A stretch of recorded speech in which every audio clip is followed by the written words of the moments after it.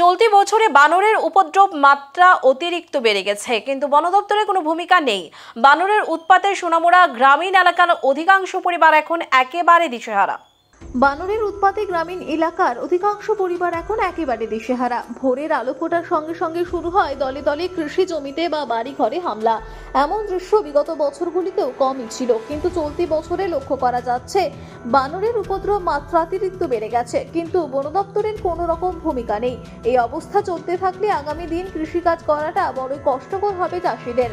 বানরের উৎপাতে কাঠালিয়া ব্লক এলাকার দক্ষিণাঞ্চলের বেশ কিছু কৃষি জমি একেবারে পতিত পড়ে রয়েছে। যেমন কালী কৃষ্ণনগর গ্রাম পঞ্চায়েত এলাকার কাইচ্চা ডেবা কৃষি মাঠে প্রায় শতাধিক কানি কৃষি জমি পতিত পড়ে রয়েছে। শুধু কাইচ্চা ডেবা কৃষি মাঠ নয়, সোনাপুরা টু বিলোনিয়া বাইপাস সড়কের দুই ধারে বড় পাথর কৃষি মাঠে প্রায় 200 কানি কৃষি জমি পতিত পড়ে রয়েছে।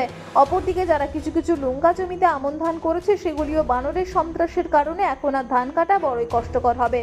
প্রকৃত অর্থে বানরের উপদ্রব কিভাবে নিরসন করা যায়, এটা এখন বড় প্রশ্ন হয়ে দাঁড়িয়েছে কৃষক মহলে।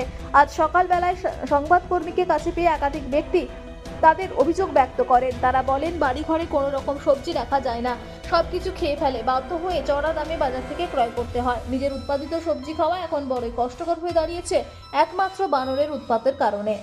আর এই বান্দরে ধান টান ভাঙে বিক্রি ইচ্ছে করলে যে কোনো গাছ গাছের তো লাগান যায় না, কোনো কিছু তো করণ যায় না। বন দপ্তরে জানাইছেন? বন দপ্তরে জানাইছে, তারা তো মাথেও না। মাথে না? না না। কি কয় তারা? তারা ভালো আমাদের কিচ্ছু করে না, কেউ বনের বসে বন থাকবে। আমরা জমি কুদু জমি সারখানি সব খাই রাত। হ্যাঁ, ডেলি পরে ডেলি ডেলি ডেলি না, খালি শুধু রাতকে ঘুমো থাকতে তো বান্দর হয়ে যায়।